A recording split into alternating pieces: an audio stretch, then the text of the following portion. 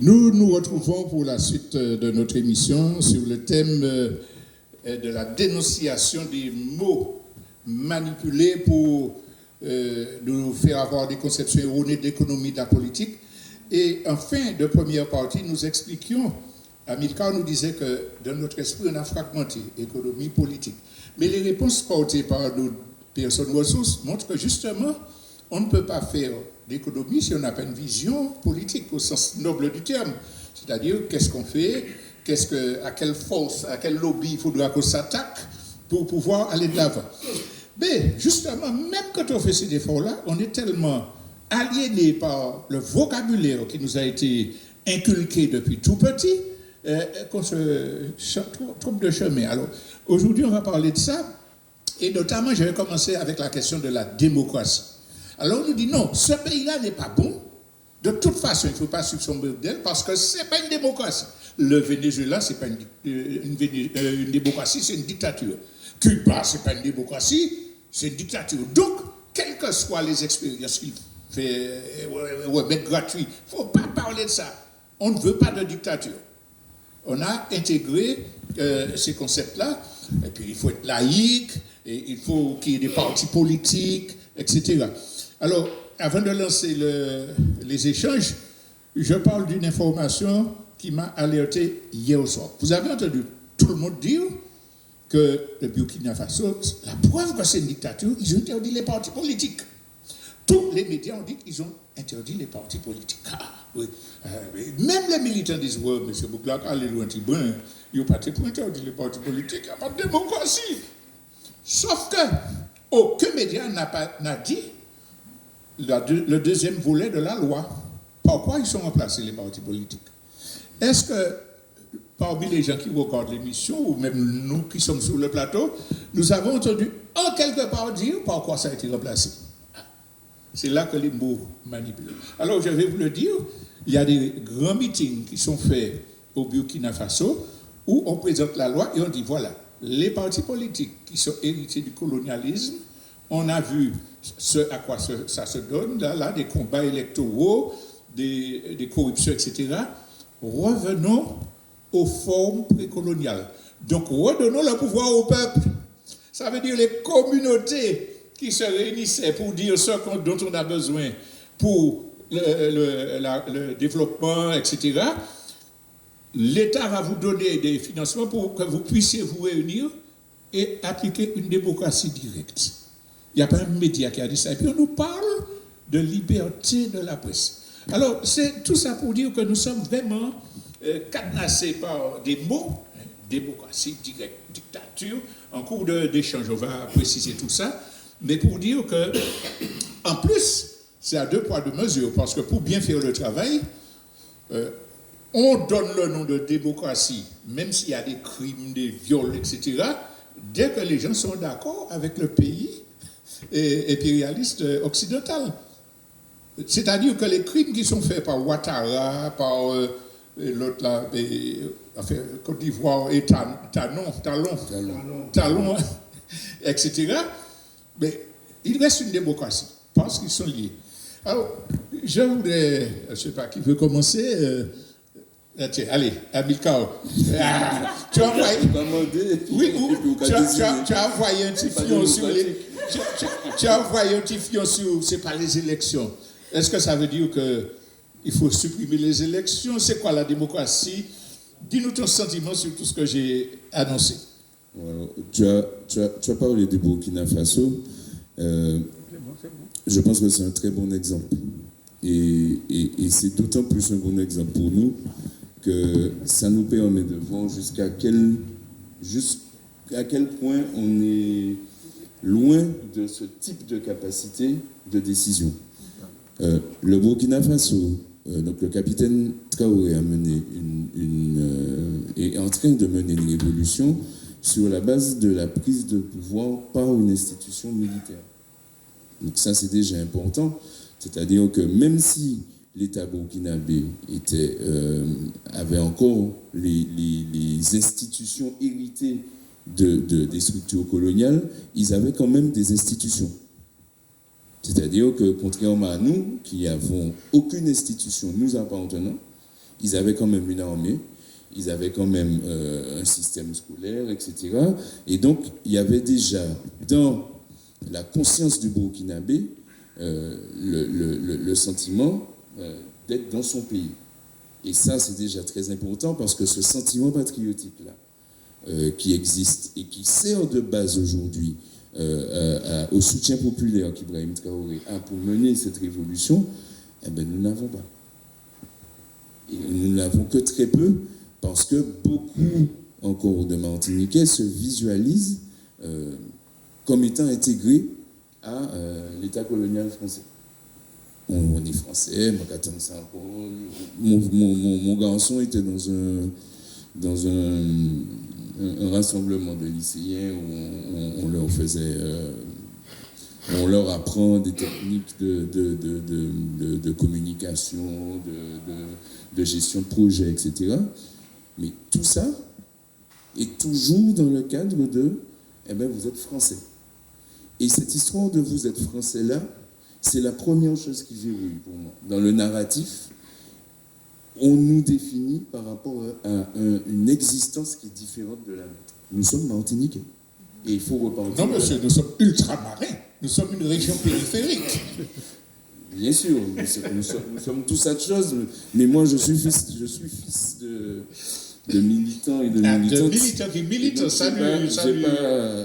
J'ai pas grandi avec cette vision-là. Oui, je sais que papa t'a formaté, voilà, révolutionnaire depuis tout petit. Nous Martiniquais, et puis c'est tout.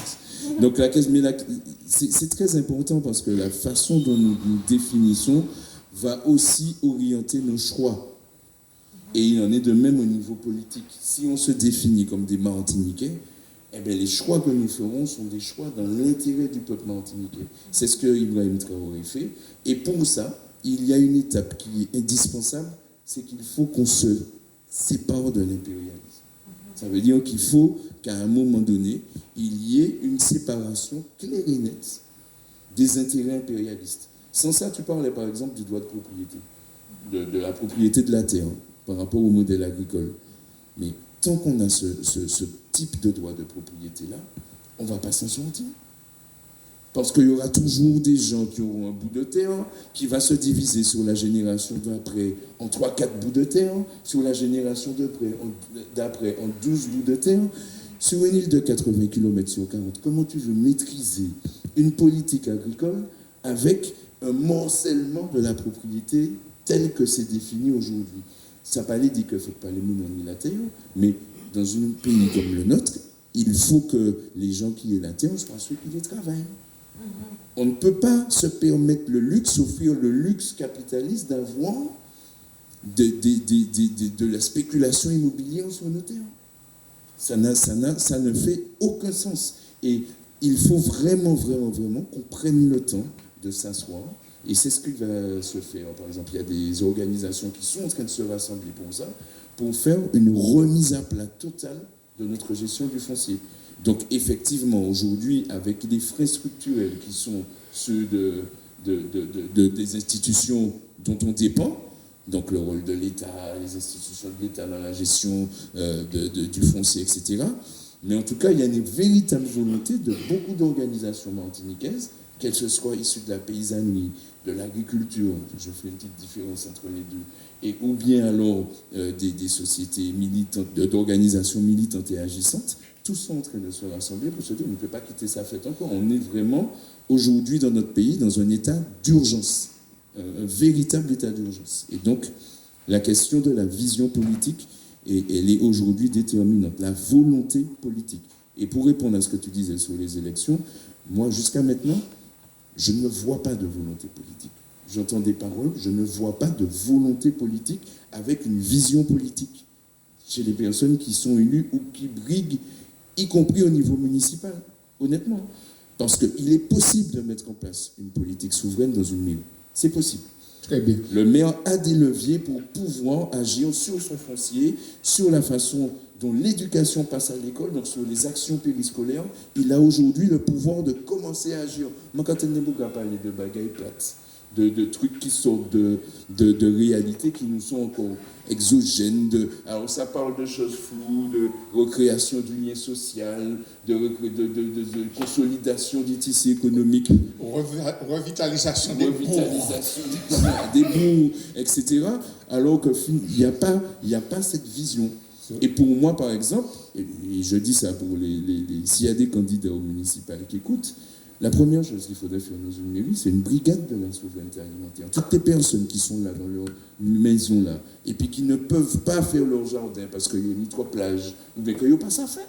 Tout simplement parce qu'on a été coupé de cette tradition-là. Si on remet une économie communale basée déjà sur les jardins, ce dont tu parlais, sur les jardins des Martiniquaises et des Martiniquais, on verrait tout de suite notre alimentation autrement. Et les rapports de force pourraient commencer à s'inverser, puisqu'aujourd'hui, quand on dit aux personnes qu'il faut qu'on se prenne en main, on te dit, mais on est dépendant, comment on va manger? Puisque Bétia Kachembe, 2 mois de vivre sur le pays. Ça veut dire que s'il se passe quoi que ce soit et que le bateau ne rentre pas, nous pas fait. Nous chouchoute. Donc, il y a vraiment, en termes de politique, puisque c'est la question, quels que soient les mandats qui sont brigués, aujourd'hui, je ne ressens pas cette vision politique de créer un modèle qui nous ressemble. Alternatif. Alors, je me retourne vers Roger. Est-ce qu'on peut qualifier de démocratie un pays dans lequel des jeunes ne trouvent pas de travail, des femmes sont assassinées, des grandes entreprises font ce qu'elles veulent? Est-ce qu'on peut parler de ça, de démocratie? Est-ce qu'on peut parler de liberté quand, dans ce pays-là, lorsqu'on va devant un centre commercial pour dire payer les dégâts du chlordécone, on est gazé, on est matraqué, et puis sous prétexte qu'on est libre, ben tiens, je suis libre, hein, je peux aller au restaurant, etc. Est-ce qu'on peut parler de démocratie et de liberté pour des pays comme le nôtre, ou même des pays occidentaux? Oui, allô? Oui, on entend, peut-être un peu plus fort.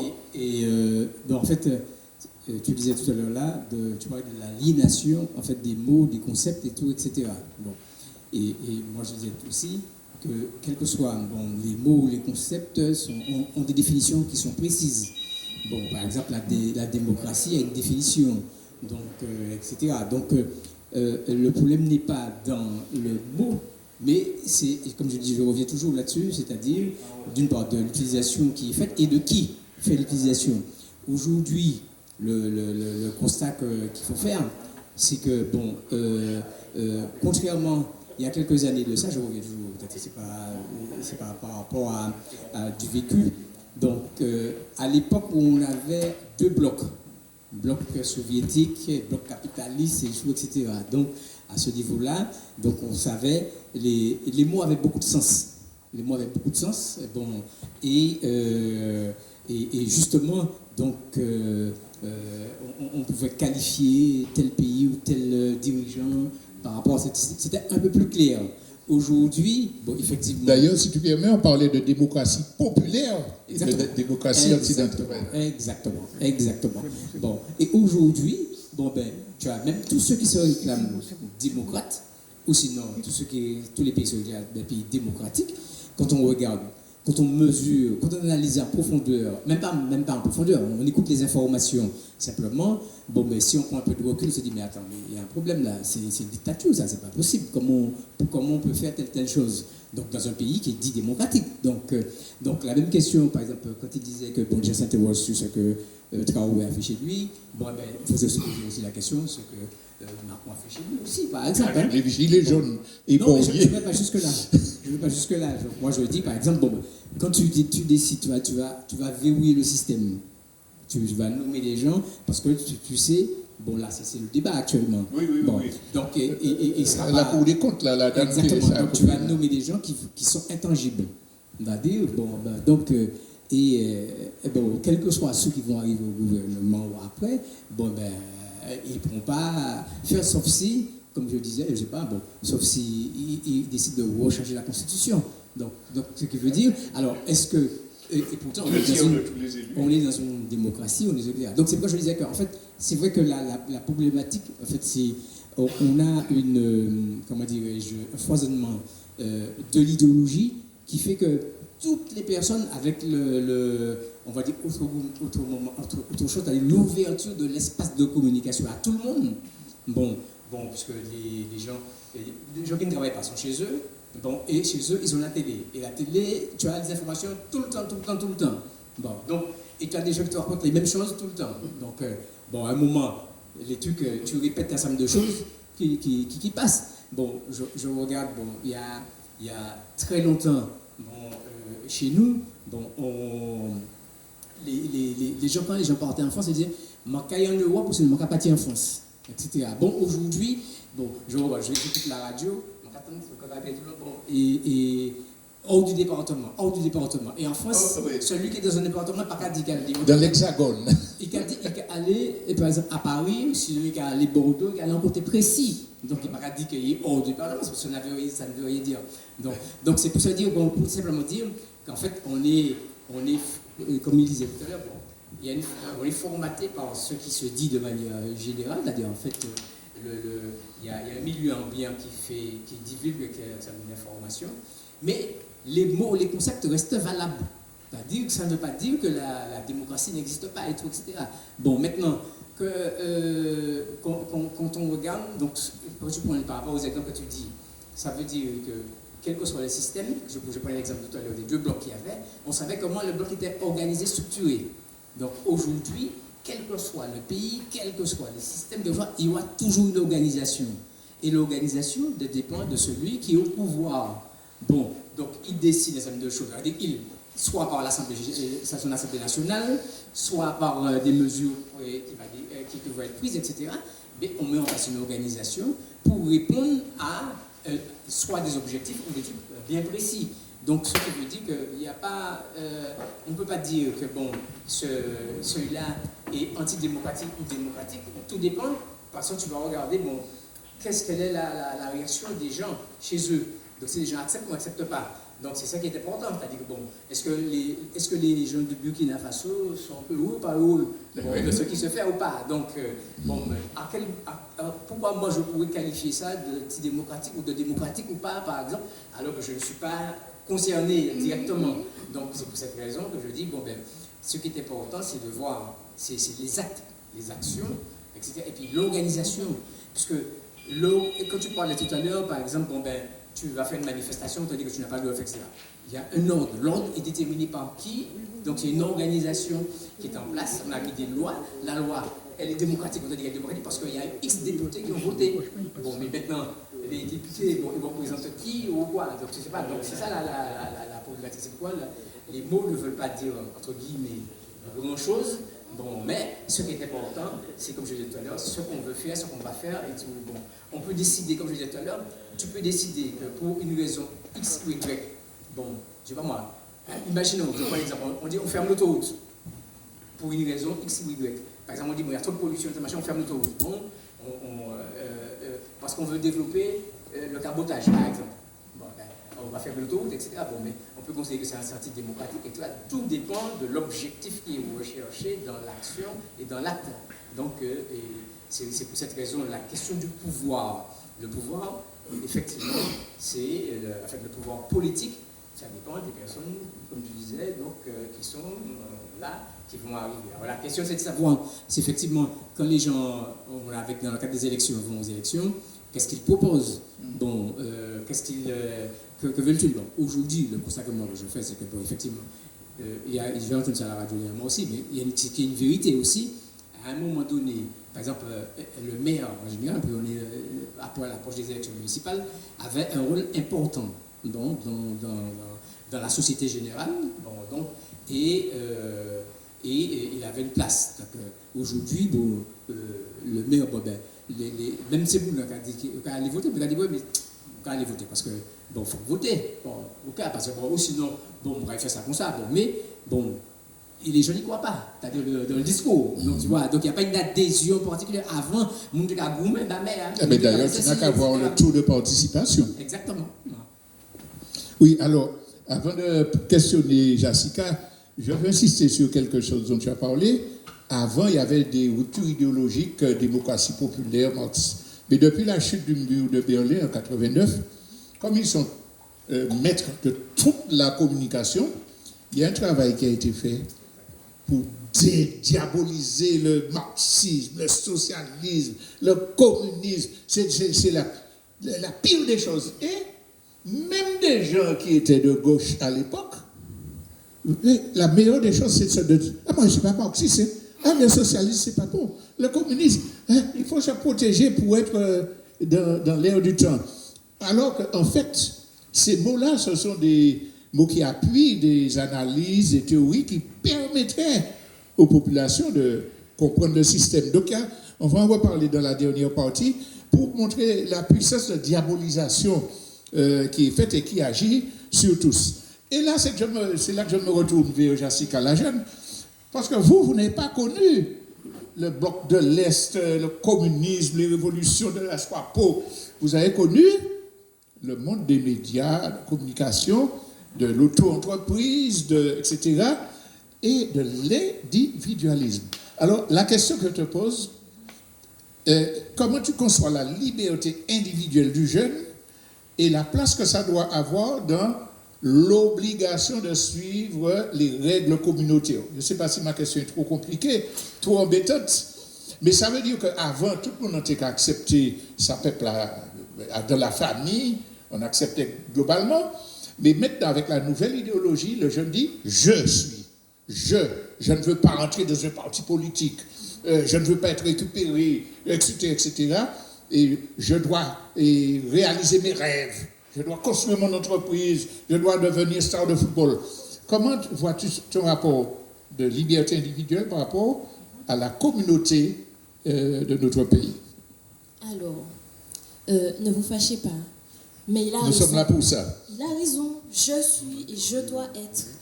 Pourquoi? Parce qu'avant de pouvoir apporter au global, à la société, il faut déjà être. Parce que si tu ne sais pas qui tu es, tu ne connais pas ton identité, tu ne sais pas où tu vas, tu ne crées pas de valeur ajoutée, qu'est-ce que tu peux apporter à la société? Donc, de mon point de vue, ce n'est pas à mettre en... Ce n'est pas à confronter. Ça va ensemble. Je me permets de t'interrompre. Ne te fâche pas non plus. Je suis fâchée. Non, mais plaisanterie mise à part, est-ce que tu peux être toi par ta seule histoire personnelle, ou est-ce que pour être toi, tu ne dois pas connaître la base de ta communauté, son histoire? Est-ce que tu peux être capable, par ta puissance individuelle, de faire les bons choix si tu n'as pas intégré le soubassement culturel, idéologique de ta communauté? Question. Non, clairement non. Parce que... Donc on est d'accord, il faut un compromis. Oui, c'est ça. Oui, alors, c'est même pas un compromis en soi. C'est-à-dire qu'il est important de connaître son histoire pour pouvoir se construire, pour ne pas refaire les mêmes erreurs, pour aller de l'avant, pour aller dans la bonne direction aussi, parce que, on parlait de la nationalité. Je suis française, mais lorsqu'on regarde et qu'on observe, est-ce que réellement, dans les faits, dans la Constitution, dans les écritures, dans la loi, dans le quotidien, est-ce qu'en tant que Martiniquais, Antillais, Ultramarins, faisant partie des Dromcom, est-ce que réellement on est français? Donc déjà, c'est une question. Lorsqu'on y répond, effectivement, ça influence notre vision, ça influence notre façon de penser, puisque j'ai envie de te dire, pourquoi construire avec quelqu'un qui ne veut pas de nous, qui se sert de nous? C'est un peu comme une relation de couple, d'amitié, de ce que vous voulez, alors qu'on aurait pu construire plus et mieux sans cette personne. Donc effectivement, le fait de savoir qui on est et de connaître notre passé, ce qui a été fait par le passé, par les ancêtres, définit totalement notre présent et notre futur. Belle parole. Alors, de la dernière partie, on va voir comment nous dit, nous prendre mais comment nous allons prendre la main sur cette affaire-là. Mais je veux revenir vers Amilcar parce que tu as parlé de droit, enfin, on est exclus. Mais est-ce que ça va beaucoup plus loin parce que notre grille de pensée est fondée sur un vocabulaire construit par l'autre. J'ai toujours, notre ami Jean Abol, chaque fois que je dis Amérique latine, il se fâche, il me dit, moi j'ai pas dit ça. Il n'y a pas d'Amérique latine. L'Amérique latine, parce que les colons qui parlaient espagnol, etc., mais l'Amérique latine, l'Amérique du Sud et l'Amérique centrale, c'est des Amérindiens, il y a d'autres langues, c'est l'Amérique du Centre et l'Amérique du Sud. Mais un vieux militant qui sait ça, qui défend cette position, ça revient dans le langage. Ça veut dire qu'on est tellement formaté. Quand on fait des analyses aux informations, les missions d'information que je développe là, dans le Proche-Orient, c'est ça, au Moyen-Orient, mais c'est une hérésie comme la carte truquée du monde. Proche de qui? Moyen par rapport à qui? Extrême-Orient par rapport à qui? C'est-à-dire que le centre de la pensée, c'est l'Europe occidentale. Donc le Proche-Orient, c'est les pays là, Israël, etc. Le Moyen-Orient, l'Irak, etc. L'extrême-Orient, là. Donc dans notre ADN de pensée, le vocabulaire fait en sorte que nos analyses seront toujours influencées par ça. Si on veut prendre une position sur les conflits mondiaux, on va mettre la région du Proche-Orient. Bon, quand on a pris conscience de ça, on s'efforce de lutter, de développer des analyses plus justes. Mais la question que je te pose, comment remodeler notre langage, notre façon de penser pour nous désaliéner totalement de ce point de vue? Qu'est-ce qui pourrait nous permettre de faire en sorte qu'il n'y ait plus de prise sur notre mental? Il y a un travail de déconstruction, c'est déjà ce qu'on est en train de faire là. Donc ce travail de déconstruction là, il est important, mais là encore, c'est un travail de réaction. Et il faut qu'on respecte chaque étape, en fait. Il y a des étapes pour chaque chose. On parle de ces concepts-là, mais déjà, on ne connaît pas leur genèse. C'est-à-dire que quand tu me parles de démocratie, ou bien même quand on me parle d'élection, comment la France s'est organisée et s'est structurée elle-même? Comment agit-elle envers son propre peuple? Parce que personnellement, je parle du principe que je ne fais pas partie du peuple français, que le peuple martiniquais ne fait pas partie du peuple français. Donc, comment déjà la France a structuré son système et son organisation politique? On constate que c'est autour des besoins de prédation.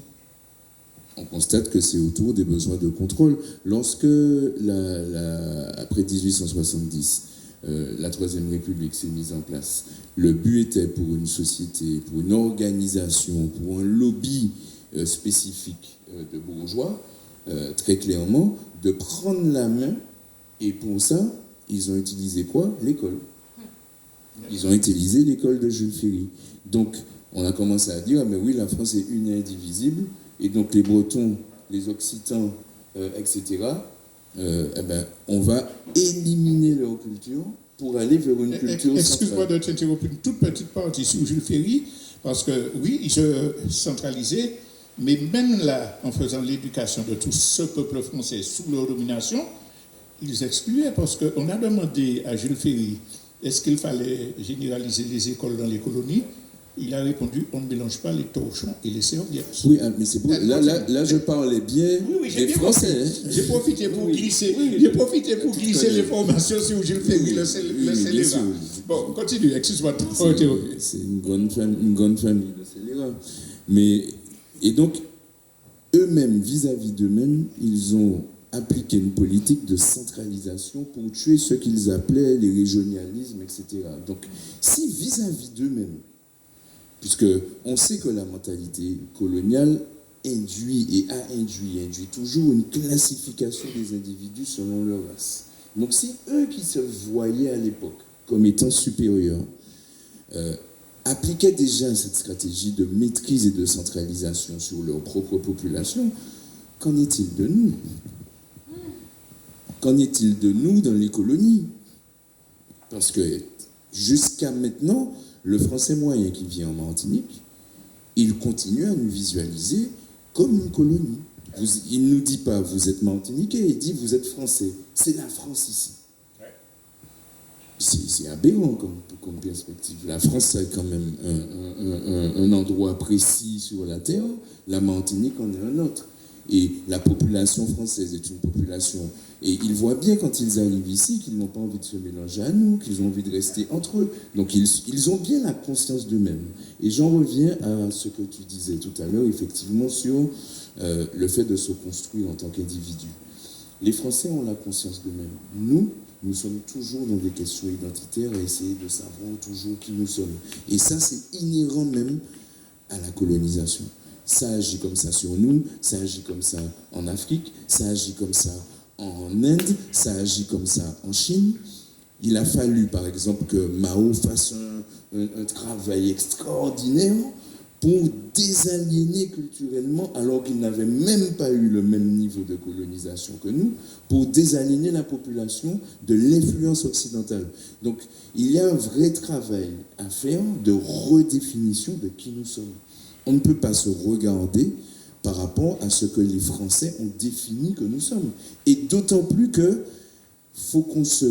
parce qu'on le vit, il faut qu'on se rappelle que ce que nos ancêtres ont vécu, c'est inscrit en nous.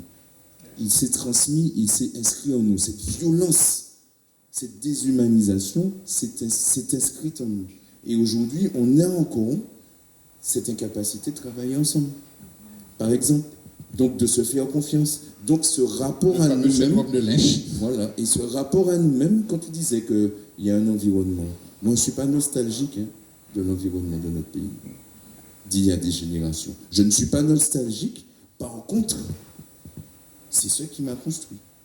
Et à partir de ça, nous sommes aujourd'hui obligés de redéfinir notre identité individuelle par rapport à ça. Mais si une société n'est pas faite, n'est pas conçue pour nous initier, comment on se reconnaît dedans? Je vois Roger bouillir, il a envie de nous dire quelque chose de fondamental. Je l'écoute avec passion. Non. Je rigole, vas-y. Non, en fait, et après les propos de Jessica et Amilcar, donc Jessica dit quelque chose de très, très, très important, effectivement. Bon, et c'est le jeu, c'est pas individualiste. C'est-à-dire, bon, on peut le poser comme individualiste, mais le jeu est important. Et je crois que notre gros, tu l'as dit aussi, Amilcar, donc le gros problème, c'est de savoir qui nous sommes. Bon, mais aujourd'hui, on a passé des années à se reposer la même question, à chercher, jusqu'à maintenant on l'a trouvé. Donc, alors, quel est l'intérêt, enfin, c'est ce que je dis, bon, et c'est là que je dis qu'en fait, on perd beaucoup de temps donc, dans ces débats, donc, dans ces recherches, alors, et qu'on n'agit pas. Et quand on n'agit pas, il y a les autres qui agissent. Bon, et on va se plaindre qu'il y a un pays, il y a un ceci, il y a cela, mais en fait, on ne fait pas. Bon, donc on passe beaucoup de temps dans les discours, on passe beaucoup de temps dans essayer de trouver une solution, tu as bien dit, sur la recherche identitaire, etc. Bon. Et quand on regarde, pendant qu'il disait ça, je me rappelais d'expériences individuelles que nous avons partagées dans le temps, donc à l'époque. Bon, je prends l'exemple, je reviens sur la question de l'économie. Je prends l'exemple, à l'époque, on était étudiant et tout, on faisait des coups de main. Ouais. Bon, le coup de main, bon, il y avait bien sûr, c'était dans le cadre, bon, on va dire, de démarches politiques, d'organisation et tout, etc. Bon, mais le coup de main avait un objectif, bon, qui répondait à la question, je reviens à la question tout à l'heure, du pouvoir d'achat. Bon, parce que quand on est les agriculteurs, bon, que ce soit pour la canne ou autre, etc., bon, ben, c'est parce que comme lui tout seul, il ne pouvait pas arriver, bon, coup de main était capable d'obtenir le résultat, parce qu'il ne partageait pas le résultat avec les gens qui avaient donné un coup de main. Donc on venait contribuer donc, à son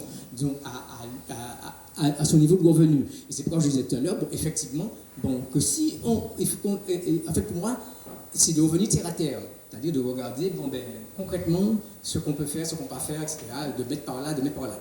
Par exemple, aujourd'hui, effectivement, comme tu dis, le jeu est important, mais ce que le jeu ne peut pas exister tout seul.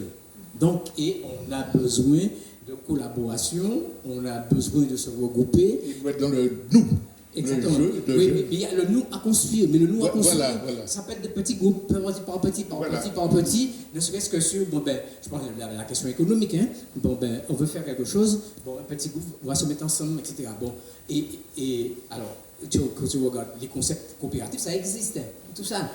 Mais aujourd'hui, par rapport aux difficultés qu'on a de manière individuelle et tout, etc., quand on va rechercher, on va rentrer dans les discours, etc., on perd beaucoup plus de temps donc, à débattre sur ces questions, alors que voir comment on peut, et comme on dit pour employer le terme qui est à la mode, créer un lignage, pour permettre qu'avec un petit groupe dans telle commune, dans tel truc, etc., qu'on puisse arriver à trouver une solution. Et c'est un peu ça, c'est-à-dire mon point de vue sur la question des débats. Pour moi, je ne veux pas entrer dans les débats, de ce type de débat, parce que pour moi, c'est la perte de temps.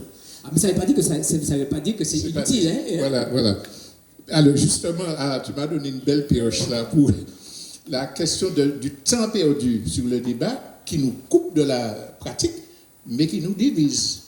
Parce qu'il y a beaucoup de militants qui sont radicaux sur un certain nombre de questions de vocabulaire, et avec le résultat que ça nous divise.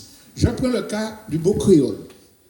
C'est vrai que le mot créole désignait les béquets, les colons, etc., du temps de l'esclavage. C'est vrai que dans le dictionnaire des Français, créole égale ceci.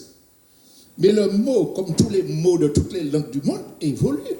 Et dans le monde moderne, le mot créole est accepté par une très grande partie de l'humanité pour désigner une langue qui s'est créée dans les conditions qui sont les nôtres. Créole mauricien, il y a la journée mondiale du créole, etc. Est-ce que ça doit être un objet de divergence pour que des militants disent que si tu dis créole, tu n'es pas conscient, tu n'es pas dans le peuple, etc. Il faut obligatoirement dire martiniquais. Je parle martiniquais.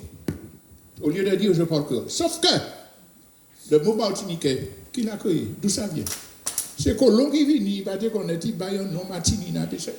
Alors, quelle fierté je dois avoir de rejeter un mot qui désigne une langue dans l'esprit mondial, et puis pour dire martiniquais.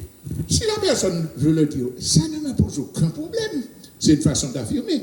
Mais pourquoi en faire une question de débat et de rejet de celui qui ne dit pas martiniquais? Ça, ou bien la religion du colon. Ah oui, tu n'es pas révolutionnaire, ou pas pour la liberté, parce que tu n'es pas un vrai panafricaniste, parce que tu admets la religion du colon.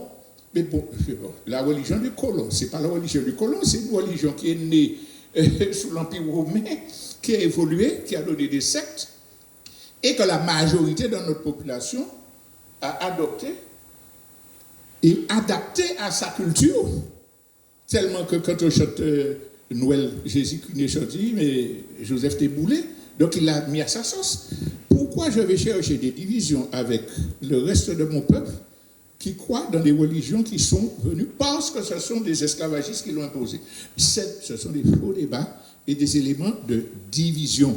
Donc je pense qu'il y a tout ce travail-là à faire, religion, le créole, etc., pour nous montrer qu'on doit admettre que les gens ne pensent pas comme nous, qu'ils emploient du vocabulaire qui n'est pas conforme à ce que nous pensons. Mais ce que tu disais, ça nous a fait ensemble. Bouglapé dit, je suis un adventiste, mais il a allé bas malheureux manger et il a accepté de travailler puis nous pour exiger réparation du crime au chlordécone. Alors moi, je dis non, tu as la religion du colon, tu es quoi? Non seulement ça, c'est du temps perdu, mais ça nous divise. Donc, il faut avoir l'humilité de reconnaître ces difficultés-là. Comme tout à l'heure, je disais que j'ai de la difficulté à me débarrasser des mots, à m'éclater, pour dire que ce n'est pas un péché. Ce n'est pas ça qui nous empêche d'être révolutionnaires et que notre objectif doit être d'aller de l'avant dans le travail pour être nous-mêmes. Et je suis d'accord avec toi, parce que je suis jeune aussi. Hein. Ah ben oui. Donc, alors, tu voulais réagir? Vas-y. Oui. Alors, par rapport au mot M-O-T, mon souci est le suivant. C'est que je comprends lorsqu'on dit que les mots ont plus ou moins pas d'importance. Mais en fait, si, les mots ont une importance cruciale et capitale. Sinon, pourquoi les politiciens ou autres personnes au pouvoir utilisent les mots de façon stratégique, même chirurgicale? Parce que pourquoi utiliser par exemple plan social au lieu de dire licenciement? Parce que déjà là, vous avez perdu. Parce que dans votre tête, c'est plan social, plan, ça veut rien dire en soi. Alors que quand on dit licenciement, il y aura plus de chances qu'il y ait des gens dans la rue en train de faire grève. Donc c'est pour ça que pour ma part, les mots sont très importants. En termes de spiritualité, il faut savoir que la parole est créatrice. Je prends un exemple tout con, tu vas dire à quelqu'un, et c'est prouvé par la science, par la psychologie, tu dis à quelqu'un qui a un QI de 240, allez vas-y, 300 si tu veux, tu lui dis tous les jours qu'il est à Baba. Au bout d'un moment, il va vraiment croire qu'il est à Baba, alors qu'il est plus intelligent que la personne qui lui dit tous les jours, ça s'appelle du conditionnement, et on le vit, qui lui dit qu'il est à Baba.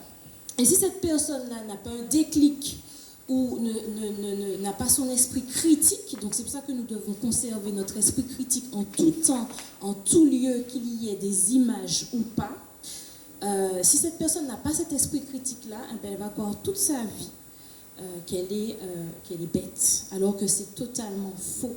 Si elle ne remet pas en question ce qui lui est dit, si elle ne regarde pas par rapport aux actes, par rapport à elle-même, ce qu'elle est capable de créer, nous apprenons ça. Donc oui, les mots ont une importance et malheureusement, comme on pense que non, eh bien, on se fait avoir, quel que soit notre milieu social, quels que soient nos âges. Donc c'est à ce niveau-là que je voulais réagir. Et puis, on a parlé, la preuve, on a parlé de dictature, on a parlé de démocratie.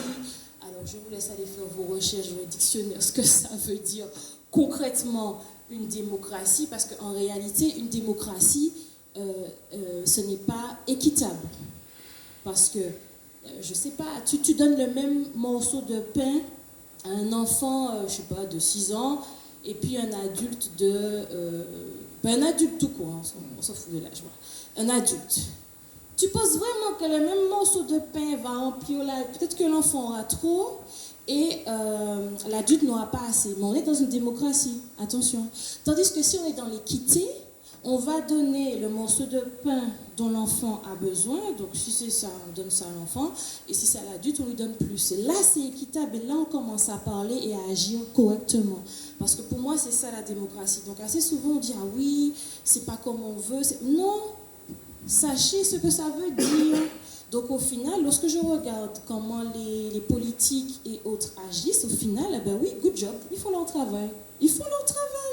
Soyons conscients de ça. Ils font parfaitement leur travail. Après, par rapport à ce que nous voulons, en tant que personnes militantes, engagées, conscientes, éveillées, effectivement, ils ne font pas leur travail. Mais après, dans le système dans lequel nous sommes, dans le système qui a été créé, eh ben 10 sur 10, les gars. Alors, moi, je suis content de voir que qui vient, qui gêne, nous à sous même longueur d'onde là, hein, et que notre peuple a de grandes chances de réussir de ses objectifs.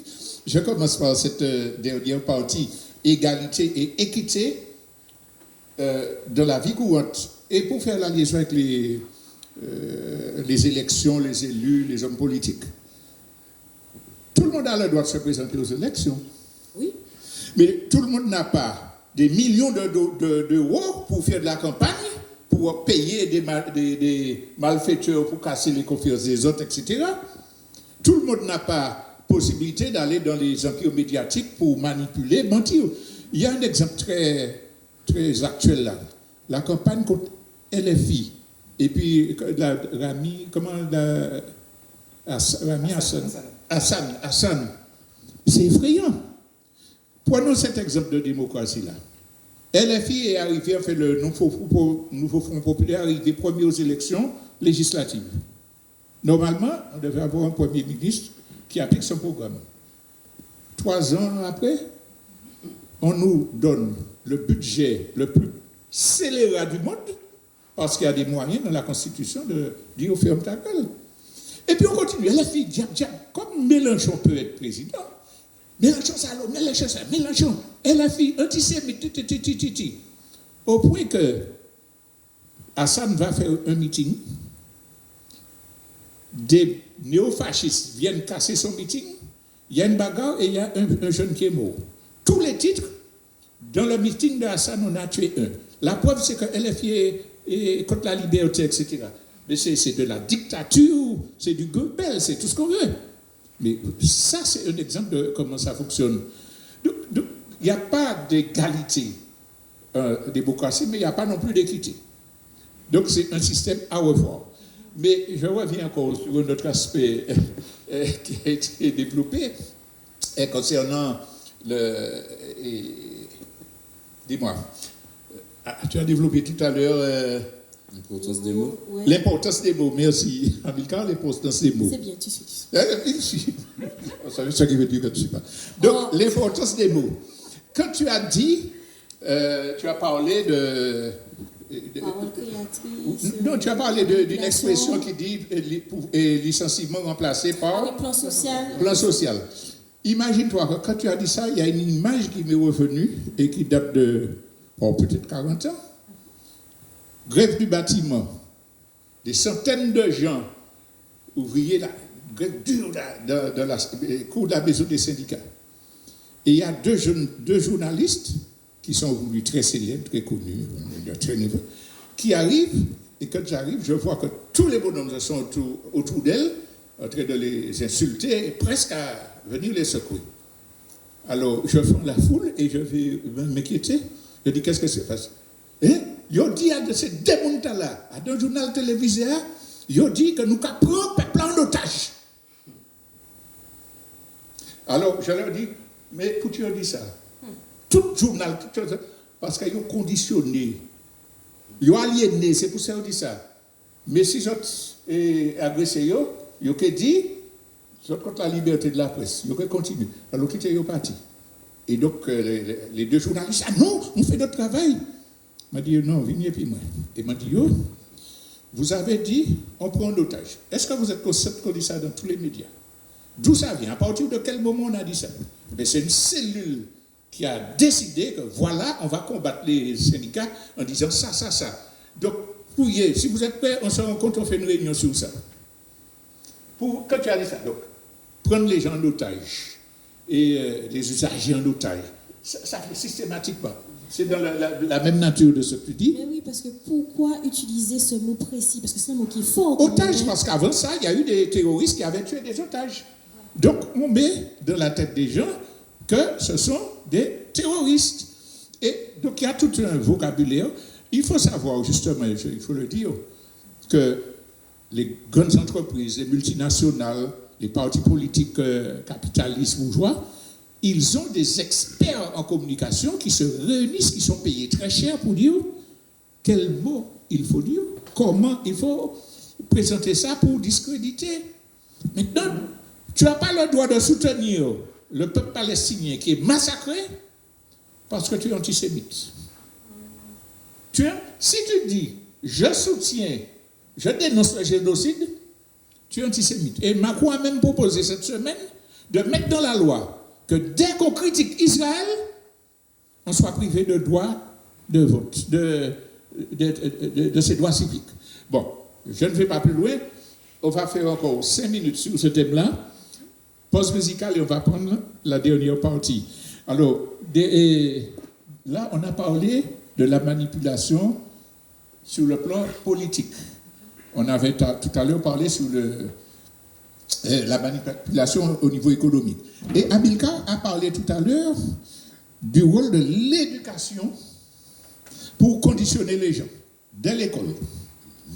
Alors, est-ce que vous pouvez réagir sur les méthodes qui sont employées pour conditionner les gens, pour les asservir mentalement, les empires médiatiques? Le rôle des médias et de l'éducation dans la vulgarisation de ces mots et de ces concepts. Vas-y. Le rôle des médias la question précise, c'est ça, le rôle des médias. Et de l'éducation, des systèmes éducatifs. Ok.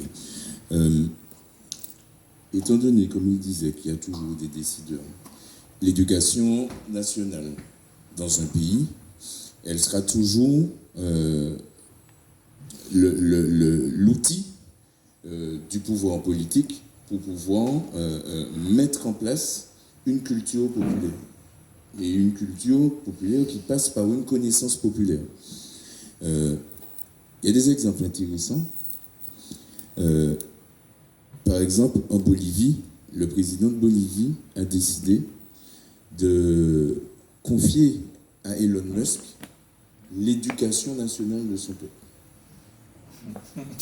Alors on rit parce qu'on a dit Elon Musk.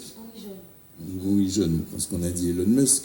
L'idée pour lui est d'avoir des moyens pour pouvoir assurer un suivi pédagogique, parce que l'État n'a pas la possibilité, là, tout de suite,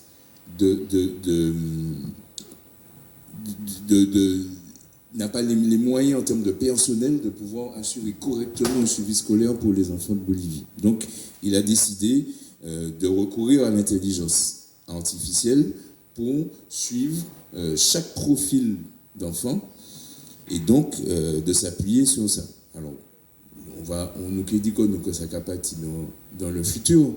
Je prends cet exemple-là, pourquoi ? Parce que c'est toujours la volonté politique, encore une fois, qui décide d'une politique d'éducation. Et nous, on sait, l'école nous apprend dès le départ que nous sommes français, que nous sommes intégrés. On a de plus en plus de cours de civisme qui nous disent que tous ces termes-là, démocratie, etc., et ça va aujourd'hui jusqu'à l'interrogation de la question du genre. Donc ça, au-delà même de la présence à la collectivité, ça vient maintenant jouer dans notre propre compréhension de ce que nous sommes nous-mêmes. Et donc, j'aurais pas assez de temps pour développer ça, mais dans d'autres civilisations, dans d'autres civilisations, l'éducation est assurée par un processus initiatique.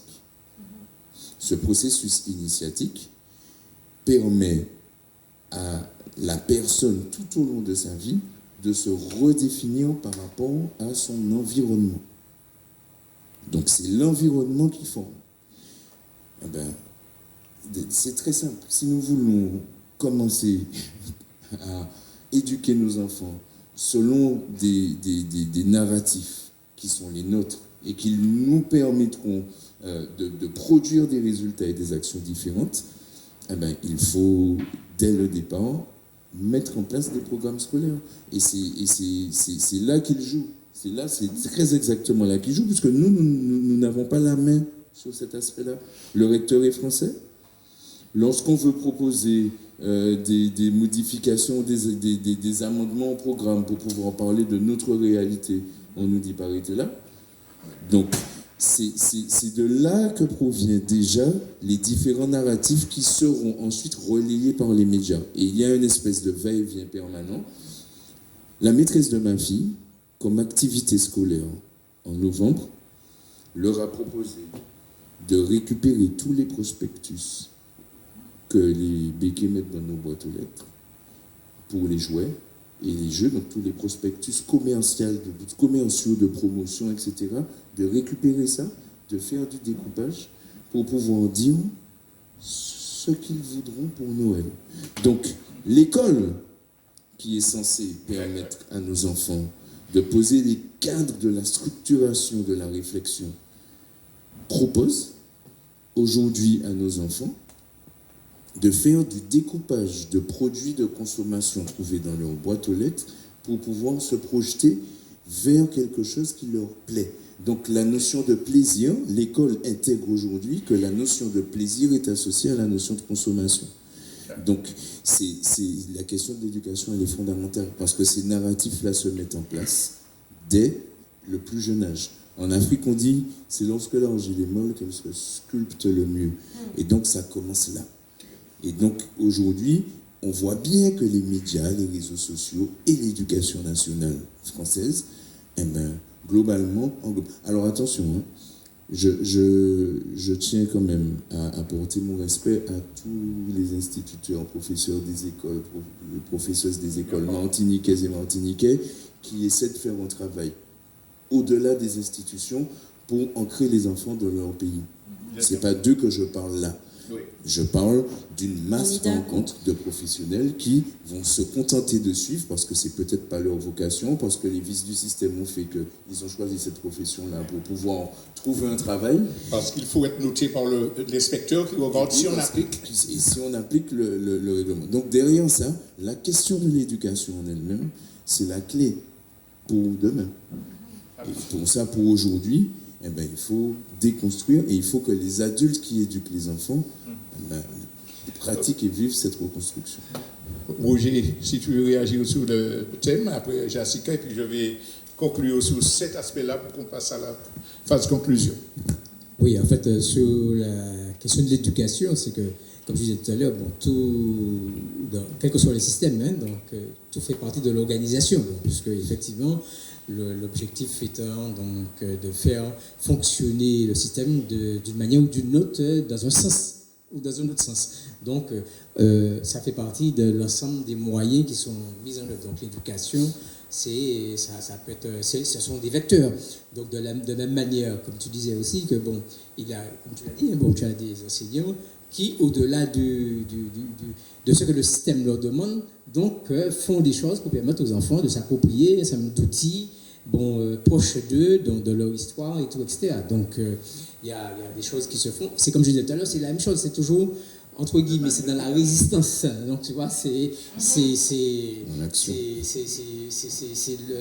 l'idée, le concept de la résistance qui permet de faire ça. Je reviens toujours, ça me rappelle, à l'occasion, j'avais l'occasion de faire un mémoire de mes études là-dessus, donc sur la question de l'économie de résistance et l'agriculture de subsistance. Je reviens, c'est pourquoi en fait je parle de l'agriculture, parce que là, c'était la notion d'épargne. Moi, j'avais découvert la notion d'épargne à travers ces éléments-là. Donc, effectivement, que les gens disaient, nous comme étant un bœuf là, un mouton là, pour la première communion, pour machin, etc. Donc, et tout ça, c'était de savoir de mettre de l'argent de côté. Puisque au moment de la communion, on disait bœuf, c'est Bob Malérier. Exactement. Donc, c'est pouvoir dire qu'en fait, pour dire que dans les éléments, effectivement, même au niveau de la population, du peuple de manière générale, donc les gens disent des choses. Parfois, il faut écouter, il faut entendre pour voir qu'effectivement, il y a du contre-pouvoir qui se réalise. Mais c'est pas organisé globalement, mais il y a quand même, c'est ce que j'appelle de la résistance, il y a toujours des éléments de résistance. Donc, sur je suis perdu un peu l'idée, mais je reviens sur la question de l'éducation, hein, c'est toujours fondamental, puisque on regarde, tu l'as dit tout à l'heure, hein, dans l'IDH, c'est-à-dire que ça c'est un indicateur, tout ça. Donc, je me rappelle, à l'époque aussi, c'était le grand débat sur l'analphabétisme, etc. On regarde chez nous, c'est-à-dire je parle de la Martinique, donc ça se mesurait aux 3 jours là, de l'instruction civique et militaire. C'est-à-dire que pour regarder, il a découvert que le monde passe à lire, passe à écrire. Donc, je me rappelle qu'à l'époque, et quand les étudiants et les militants faisaient les cours de vacances, c'était dans cet objectif-là, donc pouvoir, etc. Donc, ce qui veut dire qu'effectivement, il y a toujours des choses qui sont faites et qui vont se faire. Et un élément aussi que je vais mettre en avant là maintenant, c'est que je regarde une chose, toujours par rapport à l'éducation, l'exemple. À l'époque, les parents disaient, aux enfants, on donnait une trajectoire. Aux enfants, à l'école, on donnait une trajectoire. Il faut que tu apprennes à l'école, il faut que tu fasses une classe, etc. Il y avait la référence de devenir professeur. Ceux qui pouvaient, c'est-à-dire, dans les familles les plus aisées, c'était médecin, il fallait devenir avocat, etc. C'est-à-dire, il y avait une trajectoire qui était donnée, aux enfants. Et ainsi, etc. Et le constat qu'on nous fait maintenant, d'ailleurs on n'en parle même pas, c'est que le travail qui était dégradé, la partie qui était dégradée, c'est-à-dire le travail manuel, qui était dégradé, aujourd'hui, tout le monde a fait appel à un débrouillard. On a besoin de jobber, etc. Et on sait qu'aujourd'hui, on ne peut pas faire autrement. Et quand tu regardes ces gens-là, bon, effectivement, si tu as écouté que ça, c'est mon cas, peut-être qu'il fait, et le plus souvent, c'est eux qui ont réussi le plus. Donc, c'est toujours la question, on va dire, du formatage idéologique que l'on a et tout, etc. Bon, mais c'est vrai que c'est ce que je disais que en restant terre à terre, c'est la valeur du travail, la valeur de ce qu'on fait, donc la valeur de ce qui nous appartient, et tout, etc. Bon, pour pouvoir effectivement contribuer à ce phénomène, soit de résistance ou d'éducation globale. Jessica, est-ce que tu as un mot à dire sur ça? Ah oui, bien sûr. Alors, pour moi, le rôle de l'État et de l'éducation, c'est un rôle crucial dans la société, c'est un rôle qui est important, c'est un rôle qui est, oui, pratiquement à la base de tout, hein, quand on regarde bien surtout l'éducation, mais malheureusement, en l'état actuel, ce qui est fait dans ces institutions-là, que ce soit à l'école, que ce soit dans les services publics et autres, ce qui est mis en place, c'est pas pour nous faire avancer. Parce qu'on aurait pris ces mêmes institutions-là avec notre vision, parce que vous avez tous parlé de vision, je trouve ça génial, parce qu'effectivement, on peut avoir des objectifs, on peut être motivé, déterminé, mais si on n'a pas de vision, on va pas bien loin. Parce que la vision, c'est ce qui nous permet, en fait, c'est la base pour nous permettre de déterminer nos objectifs et d'y aller étape par étape. Donc si ces institutions-là étaient bien utilisées et par rapport à notre vision, ben, on serait déjà dedans, hein, nos gens italiens. C'est clairement, on serait déjà dedans parce que ce sont des outils intéressants qui, bien utilisés avec bienveillance et en connaissant notre identité et notre histoire, peuvent nous faire aller très loin. Donc oui, c'est important parce que, par exemple, je me souviens, on m'a raconté à l'époque qu'on faisait quoi aux gens qu'ils étaient des Gaulois alors que c'était absolument pas ça. J'ai connu ces livres-là, mais nos ancêtres, les Gaulois, construisaient des huttes en bois. Oui, c'est ça. Et moi, ça me choque parce que c'est comme si on dit à un tigre, tu es un canard. Il y a un problème. On rigole là, mais d'où l'importance des mots, parce qu'on t'aurait dit t'es un tigre, t'es un canard, t'aurais ri. Mais quand on te fait quoi? Oui, bon, t'es un être humain, mais t'es un autre être humain d'une autre origine. Tu vois, ça passe un petit peu plus, même si c'est pas logique. Donc c'est pour ça que je prends des exemples forts exprès, parce qu'encore une fois, on n'est pas des canards. On est des tigres, on est des lions. Donc il faut qu'on le vive, il faut qu'on l'expérimente, parce que tout à l'heure, Roger, tu as dit que nous ne pas aller en lot, hein. On parle beaucoup, on n'avance pas forcément, parce qu'on ne connaît pas notre identité, on se cherche. Il y a des jeunes, je sais pas, de 18 jusqu'à 30 ans, ils se cherchent toujours. Mais tout réside dans la phrase que je viens de dire, on se cherche.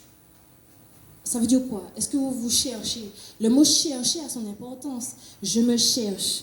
Donc, qui je suis? Donc, il faut que j'aille investiguer, il faut que je fasse des enquêtes, il faut que j'aille expérimenter. Donc, même si je ne sais pas qui je suis, en tant peut-être qu'antillaise, ultramarine, caribéenne, eh ben, il faut que j'expérimente. Et ça passe comment? Eh ben, on le voit à travers les agriculteurs, les apiculteurs, les pêcheurs, les artisans, les marchands. Eh ben, je sais pas, tu sais pas si l'agriculture te va. Eh ben, va donner un coup de main, va expérimenter. Peut-être que tu peux te trouver une vocation. Tu sais pas si tu vas aimer la pêche. Et en soi, ces métiers-là, pour moi, c'est pas des problèmes. C'est la façon dont ça a été diabolisé qui est devenu un problème, la façon dont on pratique ces métiers-là qui sont des problèmes, la façon dont on les présente dans le domaine de l'éducation, parce que pour moi, c'est une richesse incommensurable. Parce qu'encore une fois, je sais pas, tu es dans l'agriculture, tu manges, ta famille mange, tu fais manger le pays, parce qu'il faut être conscient que si ces gens-là ne sont pas là, c'est la base de tout. Quand tu fais même les petites cochonneries là qu'on aime bien, les chips, c'est quoi? Des pommes de terre, hein? S'il n'y a pas de pommes de terre, excusez-moi, il n'y a pas de chips. Il n'y a pas... voilà. C'est ça. Mais c'est dommage que ces institutions-là, qui ont une force de frappe incommensurable, donc on parle de l'État, on parle de l'éducation, Alors, on dit qu'ils vont dans le mauvais sens par rapport à nous, par rapport à ce qu'on veut. Mais pour eux, ils vont dans le bon sens. Donc, c'est pour ça que pour moi, clairement, et même moi, Délème, j'ai du mal, hein. Il faut qu'on sorte dans le déni, il faut qu'on arrête de dire « Ah, mais c'est dommage ». Il n'y a rien de dommage. Ils sont dans leur travail, ils font leur taf. Et c'est à nous de petit à petit, grâce à l'expérimentation, d'en sortir, de créer. Parce qu'effectivement, tu dis qu'on parle beaucoup, et il faut parler, mais à un moment, il faut arrêter de s'auto-centrer sur les oppresseurs. Recentrons-nous sur nous, parlons de nous, créons ensemble, et puis justement, parlons du nous. Effectivement, il faut qu'il y ait un je pour qu'il y ait un nous, mais allons commencer à parler du nous. On a déjà vu ce que notre équipe fait. Au lieu de parler de eux. Voilà, nous déjà savons ce qu'on fait. Pas parler de yo, parler de nous. Voilà, nous déjà savons comment on est. Allons commencer à parler de nous, allons découvrir comment on est, et pas... Parce que assez souvent, on découvre comment on est à travers leurs yeux et leurs témoignages, mais on ne va pas à la découverte de nous-mêmes à travers nos propres yeux, notre expérience, notre passé. Donc, allons à la découverte. Je terminerai comme ça. Voilà. Alors, tu as beaucoup parlé et il faut qu'on se cherche. On a déjà beaucoup trouvé et on a presque trouvé tout ce qu'il nous faut. Il faut continuer. Il faut passer au TD, il faut appliquer. Avant que tu fasses la conclusion sur ce point-là, et Amilcar veut réagir? Oui, mais justement parce qu'on était sur la question de l'éducation, et c'est exactement ce que tu disais là, c'est aussi un processus. Quand un enfant a 7 ans, entre ses 7 ans et ses 14 ans, il va beaucoup se confronter au monde pour comprendre qui il est.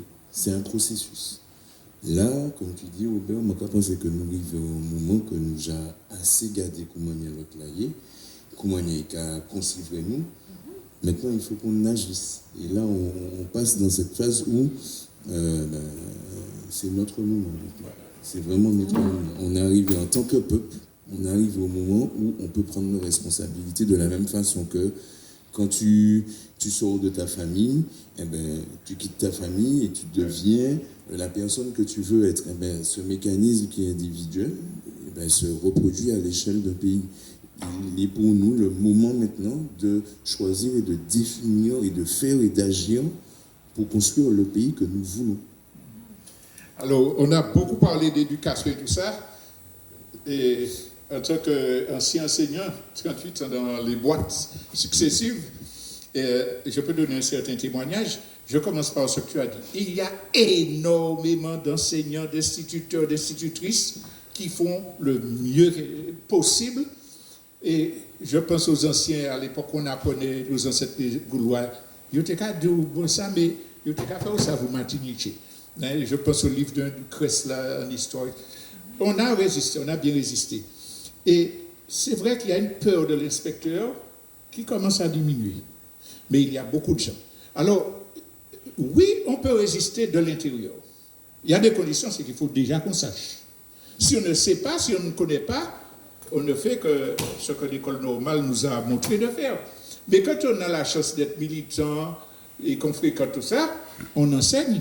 Alors, je me permets de faire de la publicité pour cet ouvrage, qui est Progression pour l'étude du français pour les collèges de 6e à 3e. C'est un résumé des cours que j'ai fait dans mes établissements, mais que nous avons élaboré avec une équipe d'instituteurs, d'enseignants, de libraires, etc., sur 2 ans, pour avoir un enseignement alternatif qui tienne compte des examens, de ce qu'il doit savoir pour réussir son examen, mais toujours en partant du point de vue martiniquais et caribéen. Donc, il y a des choses. Il y a le travail que fait Jeanne Lafontaine. Il y a le travail que Sandrine Andilvon fait. Esmeralda. Enfin, il y a beaucoup de gens qui produisent de quoi travailler, marronner dans l'éducation, c'est possible. Mais pour revenir sur le contenu, le matraquage, on n'a pas eu, vous n'avez pas connu nos ancêtres gaulois, mais tous les livres d'histoire-géographie, il y avait 3 pages sur l'Afrique. À l'époque, quand j'ai commencé à enseigner, il y avait peut-être une vingtaine de pages sur les Aztèques, les Incas, avec tout ce qu'ils faisaient. À la fin, il n'y avait plus que 4 pages sur les Aztèques et les Incas.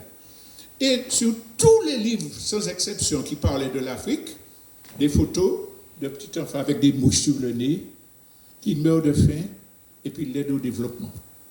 Alors, pour l'expérience, chaque fois que j'arrivais en histoire géo avec ça, je disais aux enfants, ouvrez la page, regardez, qu'est-ce que vous voyez? Ah oui, le petit enfant. Fermez vos livres. Et à ce moment-là, je leur diffusais 2 feuilles. Une feuille des exportations des pays africains vers l'Europe, diamants, or, pétrole, etc. Et une feuille, une carte de l'Afrique avec les richesses du sous-sol. Est-ce que vous pensez que l'Afrique est pauvre? Monsieur le livre est menteur, hein? Il a dit oui, parce que c'est de l'autre bord qu'ils font, etc. Et puis, on parlait de l'Afrique. Et quand on enseignait, on ajoutait, on étudie les civilisations, alors, grecs, égyptiens, grecs, sans jamais dire que c'est des nègres.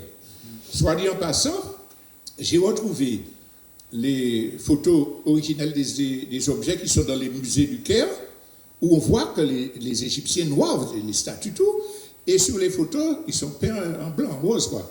Et donc, on a étudié Égypte, Rome, Grèce, Rome, le système féodal en Europe, etc., les révolutions en Europe. C'était ça le programme.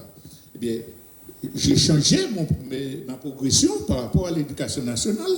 Ça veut dire qu'on étudie les civilisations avec Afrique, Amérique, et Europe, Asie, avec les thèmes transversaux.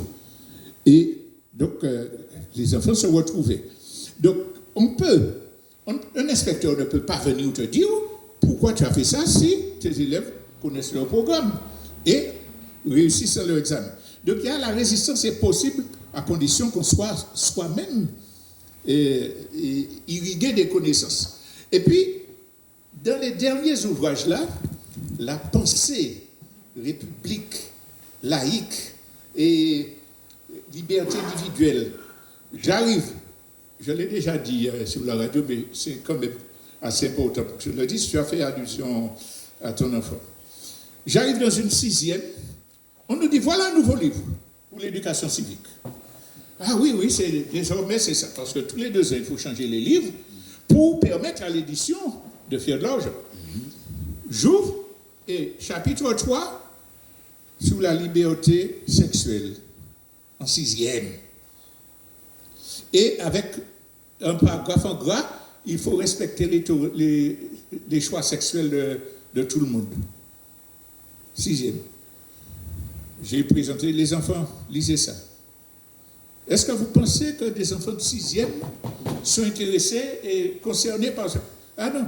Je dis, mais voilà pourquoi. Et puis je leur dis, c'est Lagardère, c'est un gros bonhomme. Eh bien, ce monsieur-là, il vend des armes, il fait ceci, cela, m'a décrit, et j'ai décrit le système de l'édition pour les 6e. Il y a assez grand pour apprendre les préférences sexuelles, il y a assez grand pour tant que il y a couillonné. Il n'y a pas un parent qui s'est plaint. Mais pour dire qu'on trafique à l'âge où ils sont mous, là où il y a les bols, vous pouvez faire ça au lit. Tu peux faire ce que tu veux, etc. Donc, les manuels scolaires, il faut les utiliser, puisqu'il y a des examens, etc. Mais toujours avec un esprit critique. Je tenais à communiquer ça. Une dernière chose, peut-être, tu as parlé des prospectus. Quand ils ont fait l'euro, dans toutes les écoles primaires, faites de l'euro, les enfants disaient avec des petites étoiles bleues, là, on a l'euro. Alors, nous, on distribuait le journal avec les ravages de l'euro, c'était assez pyranoïde. On a fait des émissions pour dire c'est un scandale, etc. Qu'est-ce que l'euro aujourd'hui? Tous les gens là qui faisaient les enfants défiler, vivent l'euro, est-ce qu'ils vont dire je m'étais trompé, ce n'était pas bon? Donc on a ce travail de résistance à mener. Alors, si vous permettez, on fait alors, après Jessica, une petite virgule musicale et on passe à la phase conclusion, pour chacun.